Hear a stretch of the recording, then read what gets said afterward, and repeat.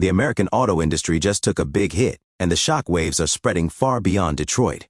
Ford Motor Company has just announced a sudden halt of several production lines in the United States, sending thousands of workers home and triggering a wave of economic and political reactions. The move has surprised markets and communities across the country, with many now asking how one of America's most famous automakers could come to such a sudden stop. And as usual, Donald Trump didn't stay quiet. His response was full of sharp criticism that left business leaders and government officials scrambling to explain. Ford's shutdown isn't just about one company's struggle, it's a sign of bigger, deeper problems inside the U.S. economy.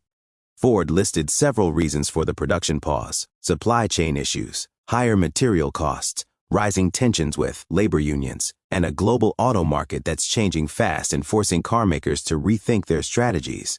But under all of those reasons is a tougher reality. America's manufacturing strength is fading, and this latest decision by Ford is just the newest example of a long decline. The impact has been immediate and painful. Assembly lines at major plants in states like Michigan, Ohio, and Kentucky have gone silent.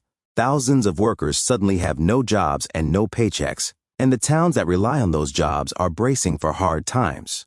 Local businesses like restaurants, stores, and transportation companies are all feeling the pressure.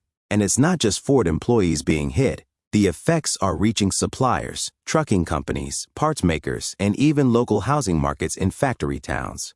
Donald Trump, known for speaking out strongly on economic issues, quickly turned to social media to blast Ford and criticize the government. He said Ford had turned its back on American workers and blamed the current administration for failing to defend U.S. manufacturing. In Trump's words, China's shutdown is a direct result of weak leadership and globalist policies that have allowed foreign competitors to gain the upper hand. At the same time, industry experts are warning that Ford's decision may only be the start, as the company shifts more focus to electric vehicles and ramps up production in other countries where labor and parts are cheaper. Many worry that even more American jobs could be lost in the months ahead. And with rising interest rates and inflation cooling down consumer demand, car makers are facing increasing pressure to cut costs. For now, everyone is watching Ford closely to see what happens next and watching how Washington responds. Will the government step in with aid or offer incentives to keep production at home? Or will more companies follow Ford's path and move operations overseas to save money and raise profits? Whatever comes next, one thing is clear.